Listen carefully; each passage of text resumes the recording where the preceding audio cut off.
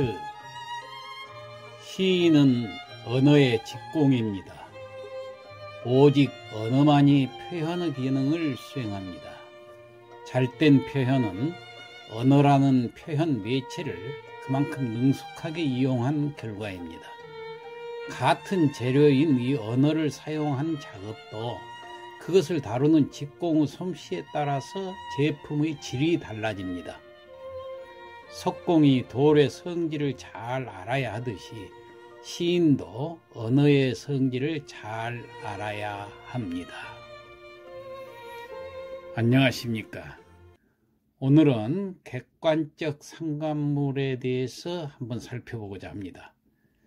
자, 객관적 상관물이란 것은 무엇인가? 객관적 상관물이란 T.S. 엘리엇에 의해서 크게 발전된 이론인데, 창작자가 표현하려는 그 자신의 정서나 감정, 사상 등을 다른 사물이나 상황에 빗대어서 표현할 때 이를 표현하는 사물이나 사건을 가리켜서 객관적 상관물이라고 하는데, 시를 쓰려면은 이 객관적 상관물에 대해서 잘 알고 활용을 해야 할 내용이기 때문에 오늘 이 시간에 좀 더 자세히 다루어 보겠습니다.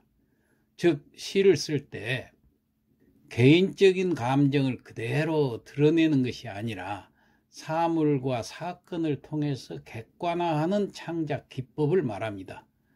다시 말해서 사람의 심리나 정서를 사물이나 자연물 등을 통해서 간접적으로 드러내는 방식입니다. 다만 객관적 상관물의 정의에 포함된 요소로는 세 가지를 갖추어야 합니다. 첫째, 사람의 정서, 즉 심리나 사상이 있어야 하고, 둘째로 간접화, 즉 그 정서를 직접적으로 표현하면 안 되고 간접적으로 표현해야 되고, 셋째는 자연물인 객관적 상관물을 등장시켜서 표현을 해줘야 합니다. 이 세 가지의 조건이 갖춰지지 않으면 객관적 상관물 표현이라고 할 수가 없습니다. 예를 들어서 나는 슬프다고 시에 관념적인 표현을 썼다고 하면 이 슬프다는 표현만으로는 객관적 상관물과 관련이 없습니다. 왜냐하면 첫째는 외롭다는 정서를 직접적으로 표현했기 때문이고, 둘째는 외롭다는 정서를 간접적으로 표현하지 않고 직접적으로 표현했기 때문입니다. 그러니까 세 가지 요소 중에서 사람의 정서인 외로움은 있지만은 외롭다는 감정을 대신 드러내줄 자연물이 없기 때문에 그렇습니다.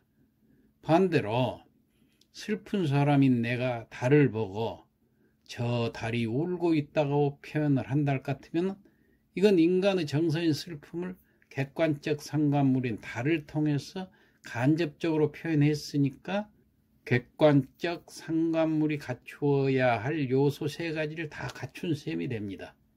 이른바 감정이입의 형태로 객관적 상관물을 표현한 것이죠. 자, 이상 내용을 다시 간추려서 말하면은 객관적 상관물이란 화자의 정서를 드러내기 위해서 활용되는 모든 대상물을 말합니다. 그러니까 시의 화자는 자신의 감정을 직접적으로 드러내기보다는 간접적으로 돌려 말하는 경우가 많습니다. 이때 화자의 정서와 생각을 표현하기 위해서 동원되는 모든 대상을 가리켜서 객관적 상관물이라고 합니다. 자, 그럼 몇 가지 예를 들어보겠습니다. 첫째로, 객관적 상관물과 화자의 정서가 유사한 경우. 자, 시를 한번 보겠습니다.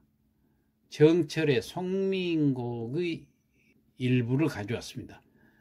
사공은 어디 가고 빈 배만 메었는가. 강가에 혼자 서서 지는 해를 굽어보니 이미 계신 곳의 소식이 더욱 아득하구나. 예, 사공도 없이 덩그러니 홀로 놓여있는 빈 배의 그 상황은 임과 이별하고 홀로 외로움과 쓸쓸함을 느끼는 화자의 상황하고 유사합니다. 이때 빈배는 화자의 정서를 대신하는 대리물로 사용되었기 때문에 객관적 상관물이라고 할 수 있는 것입니다. 자, 그럼 이번에는 객관적 상관물과 화자의 정서가 일치하는 경우, 즉 감정이입이 되는 경우를 한번 보겠습니다. 백석의 여승이라는 시의 일부입니다. 섣벌같이 날아간 지아비 기다려 10년이 갔다. 지아비는 돌아오지 않고 어린 딸은 도라지꽃이 좋아 돌무덤으로 갔다. 산권도 설게 울은 슬픈 날이 있었다. 산저의 마당귀에 여인의 머리오리가 눈물방울과 같이 떨어진 날이 있었다. 네, 이 슬픈 이야기죠. 여기서 시적 화자인 여성의 그 슬픈 정서가 산권과 일치하고 있습니다. 이렇듯 객관적 상관물과 화자의 정서가 일치하는 상황에서 객관적 상관물은 감정이입의 대상물이 되는 것입니다. 자, 그 다음 세 번째, 객관적 상관물과 화자의 정서가 반대되는 경우도 있습니다. 이걸 대조라고 그러는데, 자, 그러면은 여기 나와 있는 옛날 한시를 한번 살펴봅시다. 편편황조 자웅상이니 펄펄 나는 저 꾀꼬리 암수서로 정답구나. 여마지독이여 수기여기라. 나의 외로움을 생각하니 그 누구와 함께 돌아가리. 이 시는 우리나라 최초의 개인 서정시입니다. 삼국사기에 의하면은 유리왕 3년에 지은 것으로 기록이 되어 있어요. 유리왕은 왕비 송씨가 죽자 고구려 여자 화이와 중국 여자 치희라는 두 여인을 맞아들였는데 이들은 늘 서로 다투었습니다. 어느 날 왕이 기산으로 사냥을 나가서 궁궐을 비운 틈에 화이가 치희를 모욕하게 되자 치희는 견디지 못하고 한나라로 달아나 버렸습니다. 원래 한나라 여자였기 때문에. 자, 왕이 사냥해서 돌아와서 이 말을 듣고 곧 말을 달려 쫓아갔지만은 벌써 간 곳을 알지 못하게 되자 왕은 사랑하는 여인을 잃고 탄식하면서 나무 밑에서 쉬고 있었는데 그때 마침 짝을 지어서 날아다니는 꾀꼬리가 왕의 눈에 보입니다. 암수가 서로 다정하게 놀고 있는 걸 보고 자신의 외로운 처지를 빗대어서 이 시를 지은 것입니다. 펄펄 나는 저 꾀꼬리 암수 서로 정답구나. 외로울 싸이 내 몸은 누구와 함께 돌아갈꼬라는 표현에서 이 외로울 싸에서부터 돌아갈 거라는 이 부분의 표현은 객관적 상관물과 관련이 없습니다.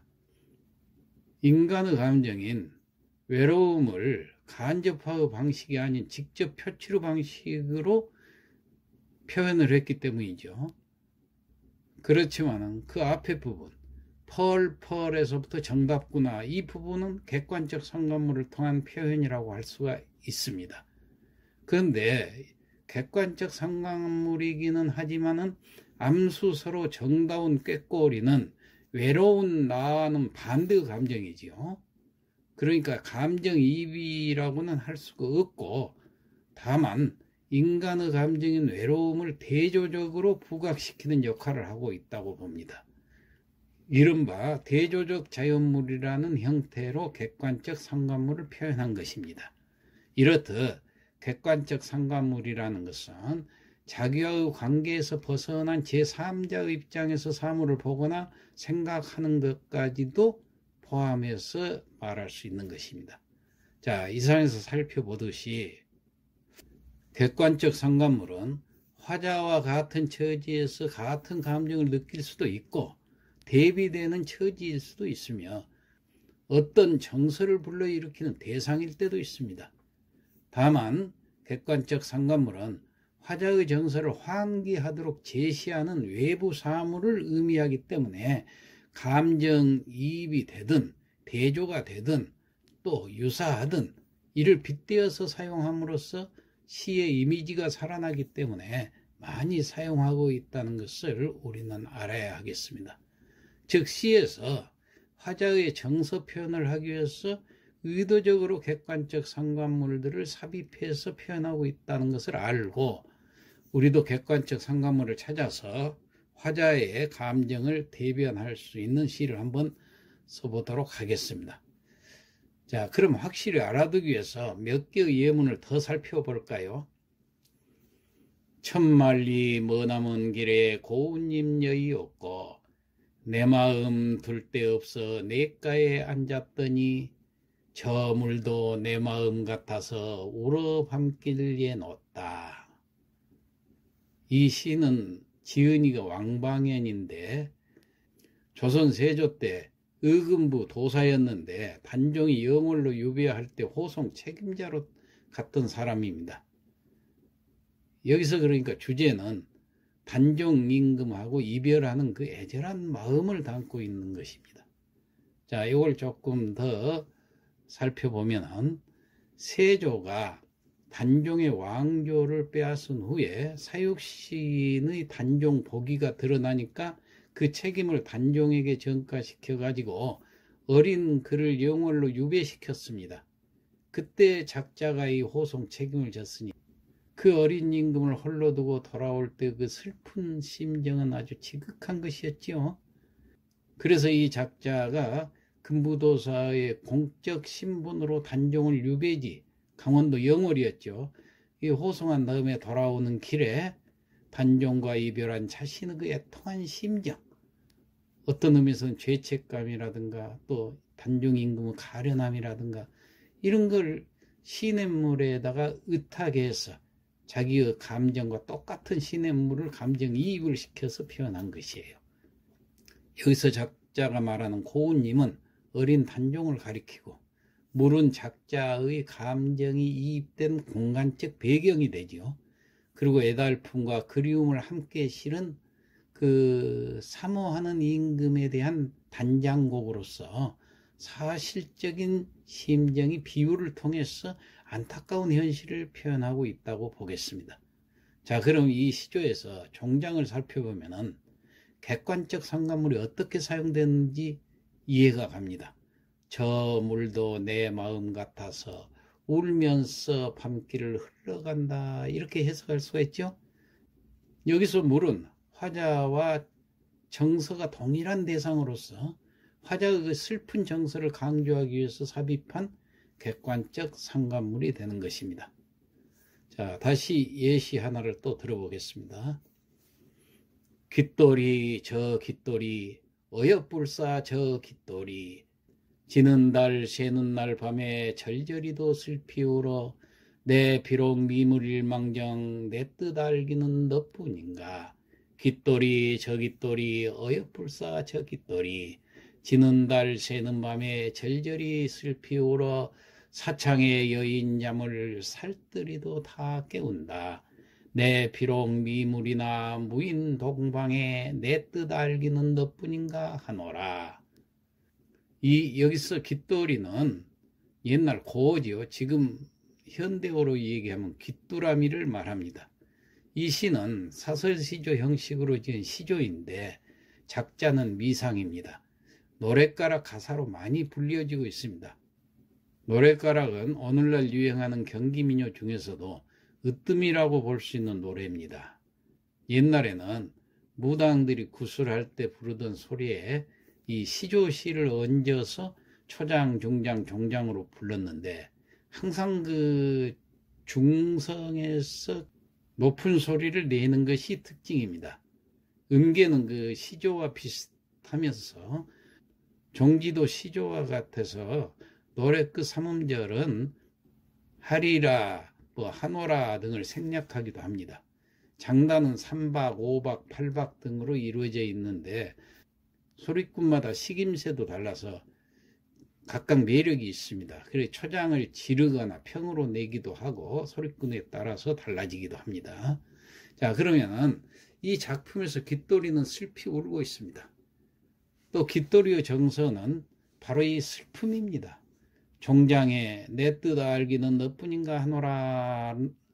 이 대목은 화자의 마음을 아는 것은 깃돌이밖에 없다는 뜻이죠.